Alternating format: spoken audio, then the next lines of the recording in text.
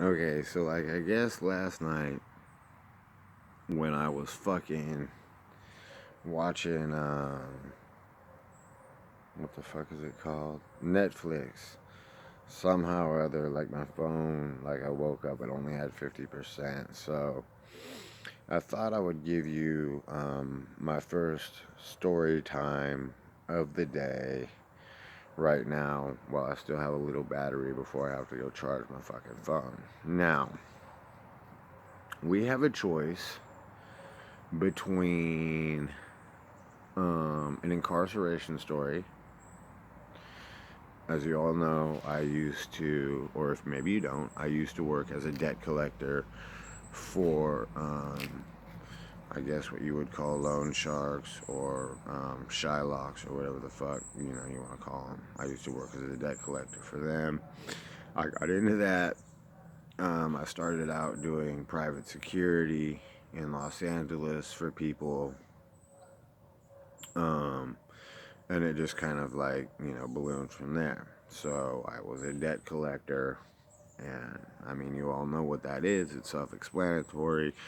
You borrow some money from somebody, you don't pay it back, they send somebody like me to go get it. Now, um,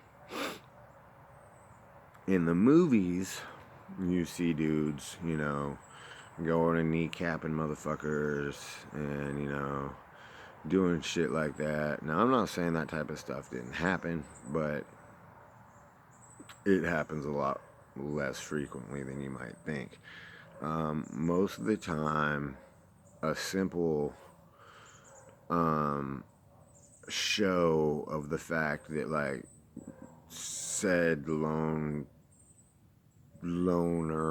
shark, or Shylock, whatever, has the resources to send somebody to get the money is enough for someone to go, shit, I guess I better pay this fucking money. Who knows what they might do. Now, some people,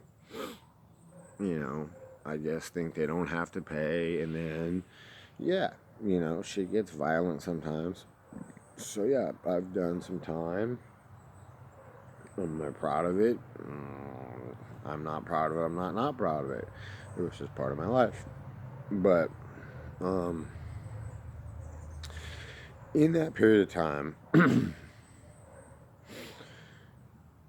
as you're going through your court process, first of all, you go to, your arraignment, then you go to your bail OR hearing, and you go to, intervention, pre-trial, trial, whatever. Anyway, somewhere along that process, and usually they would send like a bunch of people at a time. Like we'd go to court holding,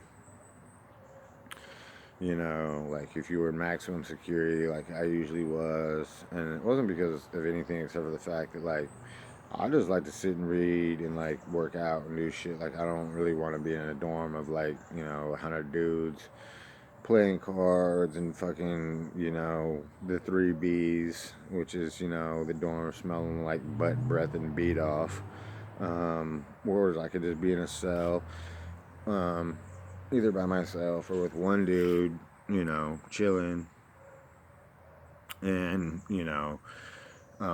I just kind of always preferred that. So, anyway, when, one time when I was in Max, I get called to court. I don't even remember what particular court date it was, but it was me. And then in the front row, because when you go to court, you sit like in the jury box. At least where I was, that's where you would sit until obviously jury trial if you went that far. And so they sat me way, way over to the left in the back row, and way, way up in the front to the right in the front row was a dude wearing a red jumpsuit. Now, that could signify a lot of things.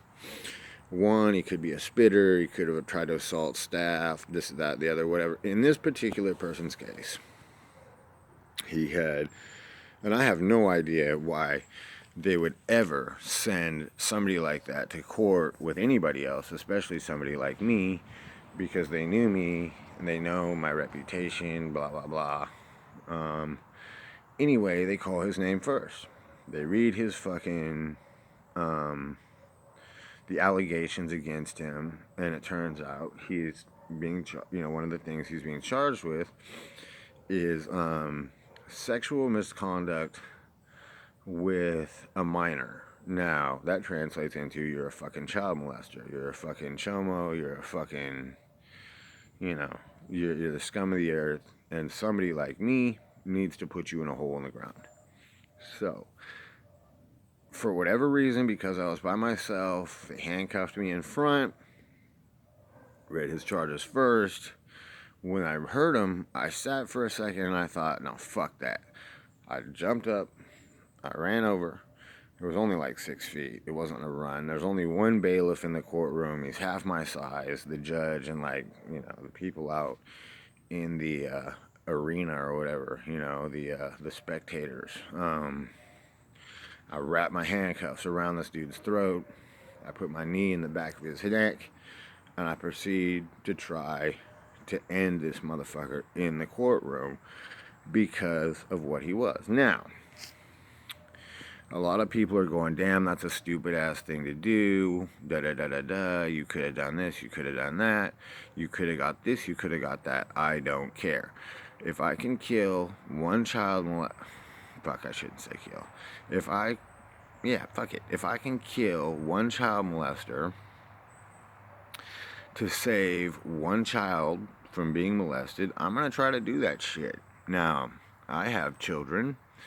And I would expect for any real man to do the same. It's just, it's kind of like one of the unwritten rules of being incarcerated, You go to San Quentin, you go to Corcoran, you go to fucking New or Old Folsom, you go, anywhere.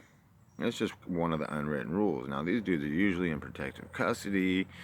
And there's still a lot of ways to get to them, but, that's a whole other story. Anyway, that's what I tried to do. Now, I still have some time for story time, and that's pretty much the end of that story. I didn't even get any extra time for that. I got reprimanded by the judge.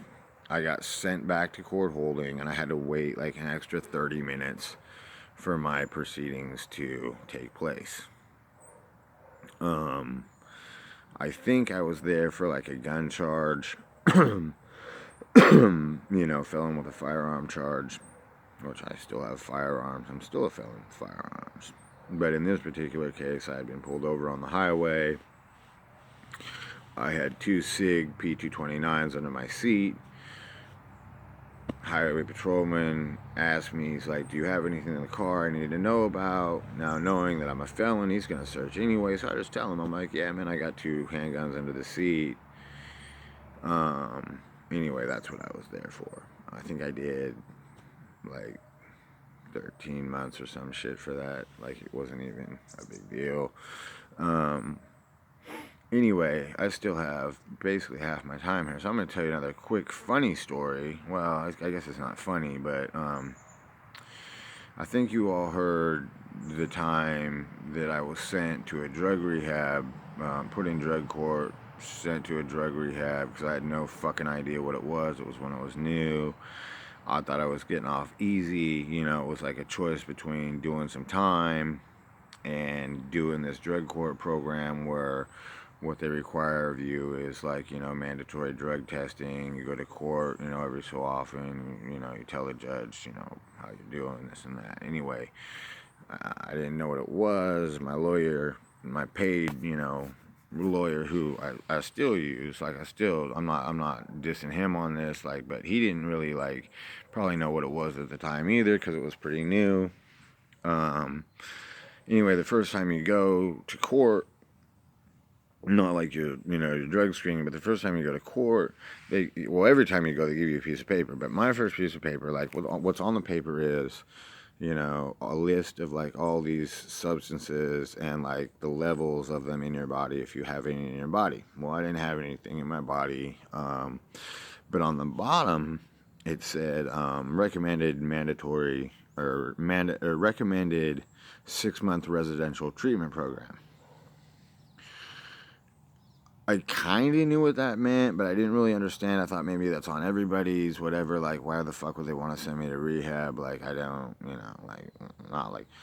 Anyway, I go to court a few more times. The judge asked me, he's like, dude, how come you're not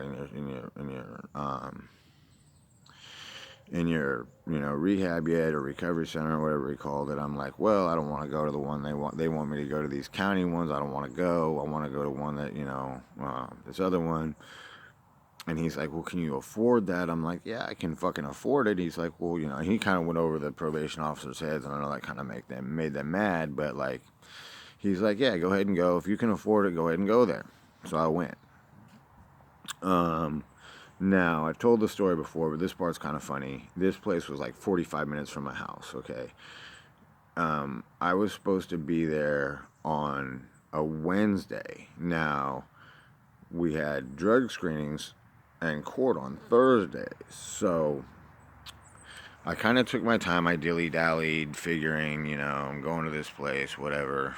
So I didn't show up until Thursday. As I got there, and like I said, I've told this story before, so please don't hit me in the comments like, dude, you're repeating your fucking story, because it like leads into a funnier story. They're on the phone, like the probation officer's on the phone. They're like, this dude didn't show up to his fucking drug screening, and you guys haven't called to let us know he's there yet. And like, they're literally on the phone as I walk in. Now, mind you, I said it's 45 minutes from my house. So they're like, well, let me talk to him. They get on the phone with me. They're like, well, where have you been? Why did you, miss your screening? Why were you, not at said recovery center on the day you were supposed to be? And my answer came out, well, I was on my way here, as if I was like traveling 900 miles away and had to like stop twice to stay the night and shit, to this place that was like 45 minutes away. I'm like, I was on my way here. And they're like, okay, so it took you fucking 3 days to get 45 minutes away from your house. And I'm like, well, no, like I had to pack and fucking, say fucking whatever to my loved ones and this and that. Anyway, that passed. They were like, okay, we're there now, whatever. And my punishment for that is like, normally when you go to this place, after your first month, you're allowed to like leave the facility, go to town and like fuck around, do whatever, go shopping, get a job if you want, do this type of stuff. My punishment for that was, they were like, fuck, my phone battery just hit, so I will continue this later.